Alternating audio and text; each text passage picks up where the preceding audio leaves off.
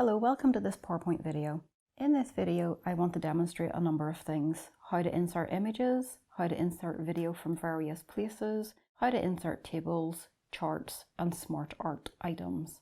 I then want to look at resizing images, cropping images, improving the brightness and contrast, and different effects that can be applied to images. And finally, I will use the accessibility checker in PowerPoint to ensure the content that I've inserted can be used by a wider audience. So let's get started.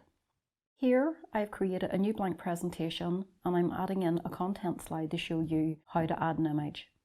If you use the icons in the main content folder, you can click on the picture icon. This opens a dialog box with a path to your pictures folder on the PC. You can choose an image from here or change the path to locate an image from elsewhere. Click on the image and click Insert. This will appear in the slide. I will take a new slide and demonstrate how to add video from the computer. Click on the Insert Video icon in the content folder and then choose From File. This is the first option in the Insert Video dialog box. You will see you can also add in a video from YouTube, or you can use embed code. This latter option requires an internet connection when your presentation is being run. Here I have inserted a video from my computer. On the next slide, I will show you how to insert a video from YouTube. Again, click on the Insert Video icon and search YouTube for the video you would like to insert. When you press the Enter or Return key, it appears in the slide. I've resized the video here by clicking on it once. Note that handles appear on the video, i.e. little white circles, and by holding down the Control and the Shift key at the same time and dragging out a corner handle, the video resizes from the center outwards, thus getting bigger on the slide. Now we are going to look at embedding a video. In this instance, I've gone onto YouTube and chose a QUB video. Click on the Share option and then choose Embed. Copy the code, i.e. if you click in the code and do Ctrl-A to select all and Ctrl-C to copy, and then go back to your presentation in PowerPoint and paste the embed code into the embed section by clicking in the embed section and pressing Ctrl-V, the video will appear on screen. Next, I want to demonstrate how to add a table. Click on the table icon. A dialog box will appear which gives you the opportunity to state how many rows or columns the table needs. I've completed this table with headings of name, department and extension number, and I filled in a number of rows as well. Moving on to inserting a graph. Click on the charts icon. In the dialog box that follows, you have a number of graph options on the left-hand side, i.e. bar charts, pie charts, scatter graphs, etc., and a choice of design per chart option along the top as well. Here, I have chosen a standard bar chart and clicked Insert. You will see a bar chart appears on the slide and a mini Excel spreadsheet is available. Here you can customize the chart data. By changing the data, the chart updates. On the next slide, I will insert Smart Art. Smart Art is a quick and clever use of visuals that can be color-coded and adapted to suit your presentation. Again, there is a list of types on the left-hand side and a choice per category in the central window. When the Smart Art is inserted, you can add text and format the colors of the Smart Art. Next, I want to go back to the image that I inserted at the start. Here, I want to show how to resize the image. If you double-click an image, a Format tab becomes available. Click the expansion arrow within the size group. This opens a format picture panel. Ensure lock aspect ratio is checked. This will minimize distortion of the image. You can use the up-down arrows on the height or the width to resize the image. You can also type in particular heights or widths. The image can be repositioned on the slide by using the position section, or you can drag the item around with the mouse. If you have a number of images the same size on the next number of slides, you can line them up so they don't appear to jump around the slide. This can be a cause of distraction to your audience, and it's best to be consistent in terms of size and placement. Also remember to fill in the alt text for the image.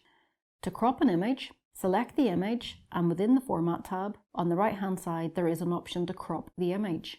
When you click Crop, note that the white selection handles have now turned black and changed shape. This denotes PowerPoint is in crop image mode. You can grab a black handle and drag it inwards to crop the image. When you press Enter or Return on the keyboard, the image remains cropped. If you need to uncrop the image, you can click the crop icon again and undo the crop, or click the Reset Picture on the left-hand side of the Format tab. Next, we look at colouring an image. This is very basic in PowerPoint, but it is very helpful. Click on the image and choose the colour option of the Format tab on the left-hand side. You will see a drop-down panel, Experiment. Remember, if you do something you don't like, you can undo it with the undo arrow above or use Reset Picture. Lastly, for the Images section, we have Artistic Effects. If you hover over each of these effects, the effect shows temporarily on the image, but it's not permanent until you click that option. Again, this can be removed or the image can be reset. When you add a video, any video, i.e. from your computer, from YouTube, or from embed code, when you insert a video into PowerPoint, in the Format Video panel, you can still resize or reposition the content, and there is also an Alt text box. Tables also have an Alt text section. The layout can also be altered.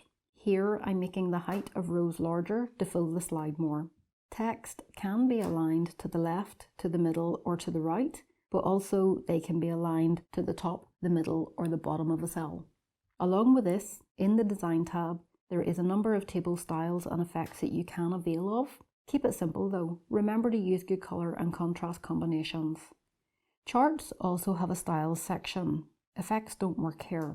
In the Format Chart panel, size and position can be altered, and note also that there is an Alt text option.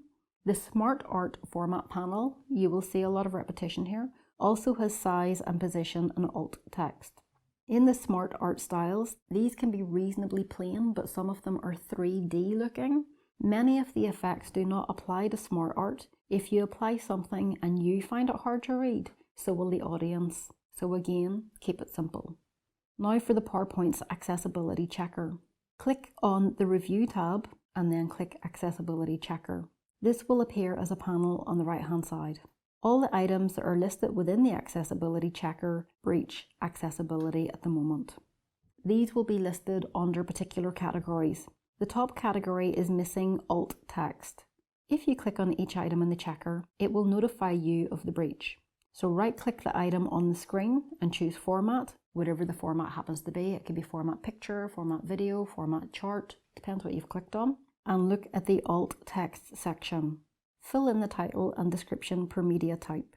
The descriptions for alt text can be brief. Just a quick overview of what the item is perfectly fine.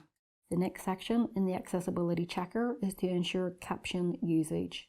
Captions should be on the video. From the video embedded from my computer, I don't have captions on this. Therefore, I need to supply a transcript for accessibility purposes. However, the two items from YouTube do have captions via the YouTube website, but that's not picked up by the Accessibility Checker. So at least two of these items within the Accessibility Checker can be ignored, but one does need to be addressed. Remember, if you insert videos from the internet, you need to have an internet connection when you show the presentation. Otherwise, these videos will not play. Thank you for taking the time to view this video on adding media to PowerPoint and using the Accessibility Checker. I hope this has been useful. Thank you.